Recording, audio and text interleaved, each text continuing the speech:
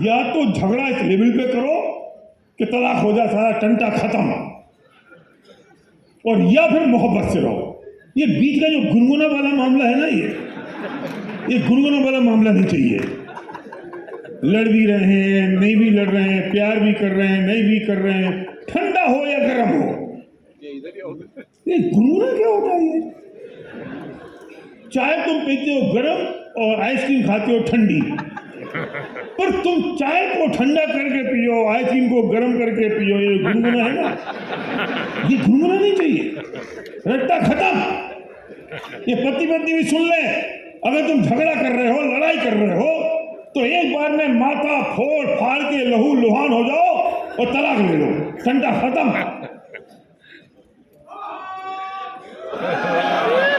तुम्हें तलाक तो लेनी नहीं है, और रोज की लड़ाई, रोज की लड़ाई, रोज की लड़ाई, रोज की लड़ाई, इतना बुरा है ना पति, छोड़ दो। पत्नी इतनी बुरी है ना, हटा दो, नहीं चाहिए, शांति से रह जाएंगे ना फिर। और अगर तुम्हें दूर नहीं करना है तो मोहब्बत से रहो, और हर मोहब्बत मांगती है सैक्रिफाइस। हर रिलेशनशिप को चाहिए सैक्रिफाइस। तुम क्या समझते हो चेरी बहुत अच्छी है? हमसे पूछो हम कितना सैक्रिफाइस करते हैं, और चेरी से पूछो वो कितना सैक्रिफाइस करती है हमारे लिए। संध्या से पूछो कितनी करती है चेरी के लिए, और चेरी से पूछो वो संध्या के लिए कितना करती है। सर्व को चेरी से आपस में पूछो ये कितना करते हैं। हर एक आदमी को जिसको रिलेशनशिप बिल्ड करनी है, रिलेशनशिप बनानी है, रिलेशनशिप रिक्वायर्ड सैक्रिफाइस। आपको समर्पण, आपको सैक्रिफाइस करना ही पड़ेगा अगर रिलेशनशिप चाहिए तो। और अगर सैक्रिफाइस करने को तैयार नहीं हो तो ब्रेक कर दो, पर ये बीच वाला मामला नहीं चाहिए, बीच वाला नहीं चाहिए। हम मोहब्बत से भी रह रहे हैं और झगड़ा भी कर रहे हैं, क्यों? सॉल्यूशन क्या है कि आपका जहां आप रह रहे हो, आपका समर्पण वहां चाहिए। आप अगर ससुराल में रह रहे हो, वो आपका घर है, ससुराल नहीं है। सास ससुर अब आपके माँ बाप हैं, वे सास ससुर नहीं हैं। आपका समर्पण वहां चाहिए। आप रहो यहां और समर्पण हो, आपका पीहर में नहीं चलेगा। पीहर में रिलेशनशिप होगी, पीहर में मोहब्बत होगी, पीहर में आपकी कनेक्टिविटी होगी, बिल्कुल, पर सबमिशन तो यहां चाहिए। पता है आपको, पीहर में अगर किसी की मौत हो जाए ना, तो यहां जो बहू है उसको सूतक नहीं लगता है। क्या बोलते हैं तेलुगु में, समझ गया? सूतक ना नहीं लगता। क्यों? अरे अब वो इस घर की बिटिया हो गई है, सूतक कैसे लग सकता है उसको? डेथ तो उस वाले घर में हुई है।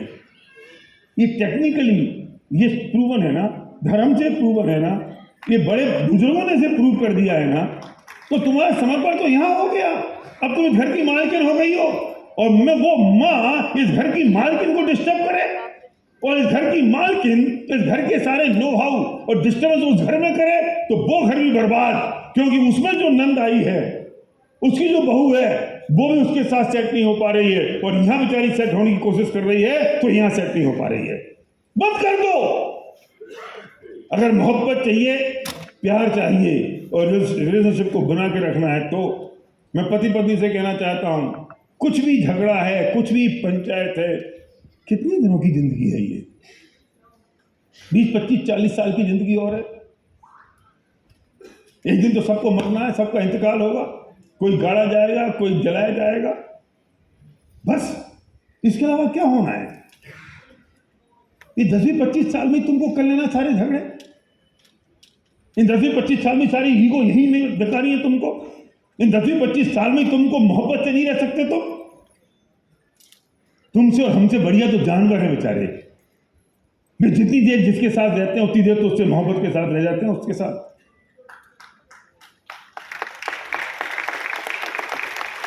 थोड़ी तुमने अगर पत्नी की मान ली और थोड़ी पत्नी ने तुम्हारी मान ली, तो क्या बिगड़ गया? तुमने थोड़ा उसको सेक्रीफाइस कर लिया, उसने तुम्हें थोड़ा सेक्रीफाइस कर लिया, तो क्या बिगड़ गया? खत्म कर दो ना उस ईगो को।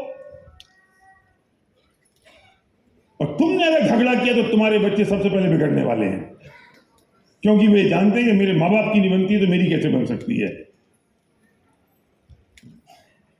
और फिर पैसा आ भी जाएगा तो क्या करोगे? क्या करोगे उस पैसे का? जब हारमोनी नहीं है, जब मोहब्बत नहीं है, जब एक दूसरे के साथ प्यार नहीं है, जब घर में बरकत नहीं है, तो क्या करोगे? तो बहुत अच्छा ये है कि छोड़ दो एक बात। और एक बात ये है कि हम इसे ऐसे बोलते हैं कि build your business like a family and build your family like a business। जब आप अपने घर को बिल्ड कर रहे हो तो उसे बिजनेस की तरह करो। हमारे दादा दादी वो सुपर अपलाइन है, फिर माँ बाप अपलाइन है, उसमें भी हस्बैंड अपलाइन है, वाइफ उसकी डाउनलाइन है, फिर बच्चे उनके डाउनलाइन है। तो हम बिजनेस में क्या करते हैं कि डाउनलाइन को कुछ अगर पूछना है तो अपलाइन से पूछे बिना नहीं करेगा ना। तो बच्चों को बोल दो कि तुम्हें बेटा कुछ करना है तो मम्मी से पूछना पड़ेगा, और मम्मी की जिम्मेदारी ये है कि उसका अपलाइन उसका हस्बैंड है तो उसे उससे पूछना पड़ेगा, और हस्बैंड की जिम्मेदारी ये उसका अपलाइन उसके फादर है, उन्हें उनसे पूछना पड़ेगा। अगर ये अलाइनमेंट हो गया तो कोई तकलीफ आ सकती है? अगर बच्चे सीधे अपलाइन के पास जा रहे हैं, पेरेंट्स के पास, पापा के पास, तो पापा की जिम्मेदारी है मम्मी से बात की क्या? नहीं की ना, जाओ मम्मी से बात करके आओ। ये कैसे हो सकता है कि अंजेलू आजा ले लू, ज्यादा कठिन होगा मैं आदमी बदल दूंगा। बर्थडे मानू, ठीक है, कहा अंजल ले लू, तो हर बात तुम समझो गलत बोल रहा हूं। बर्थडे मानू पुरुषोत्तम के को बाईपास करके सीधा सलीम के पास गया, और सलीम से कहता है कि मुझे ये काम करना है, मैं काम कर लूँ क्या? तो सलीम की जिम्मेदारी क्या बनती है? तुमने अपनी अपलाइन DUCD पुरुषोत्तम से बात की? नहीं की। उनसे पहले बात करो, फिर पुरुषोत्तम जी और मैं मिलकर डिसाइड कर लेंगे क्या करना है। ये जिम्मेदारी सलीम की है। अगर कोई गलती कर दी तो, अगर बच्चे सीधे बाप के पास आ गए किसी काम के लिए और बाप हाँ कर दे और माँ ने मना कर दी, तो बच्चों का तो कुछ नहीं होगा, तुम्हारे माथे फूट जाएंगे। यहां बड्डे मानू का कुछ नहीं होगा, सलीम के और पुरुषोत्तम की रिलेशनशिप ब्रेक हो जाएगी। तो build your family like a business and build your business like a family. हम बिजनेस में भी जब बिल्ड करते हैं तो फैमिली की तरह काम करते हैं, फैमिली एनवायरमेंट में काम करते हैं, फैमिली जैसा माहौल होता है। हम बच्चों की तरह काम करते हैं डाउनलाइन के साथ, अपलाइन को अपना पेरेंट्स की तरह मानते हैं, गुरु की तरह मानते हैं, उस अलाइनमेंट को बना के रखते हैं जो अलाइनमेंट हमारे पास है।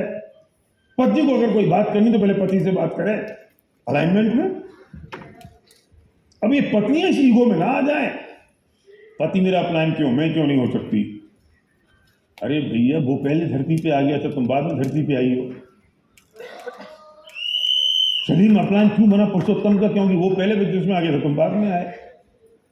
तुम सबका अपलाइन पुरुषोत्तम क्यों बन गया? लाहौटी, वो तुम सबसे पहले आ गया था, बन गया अपलाइन। क्या कर लोगे तुम? क्या करोगे? तो पत्नी का अपलाइन तो पति है ना, और पति का अपलाइन उसका पति, उसका बाप है। इसमें झगड़ा करने से क्या होगा? यही तो ईगो आती, मैं क्यों नहीं, वो कहता मैं क्यों नहीं। खत्म कर दो इस ईगो को। अगर बच्चे माँ और बाप के सबमिशन में रहेंगे, पत्नी अपने हस्बैंड के सबमिशन में है और पति अपने पिता के सबमिशन में है, तो इस अलाइनमेंट को धरती पे कोई ब्रेक कर पाएगा?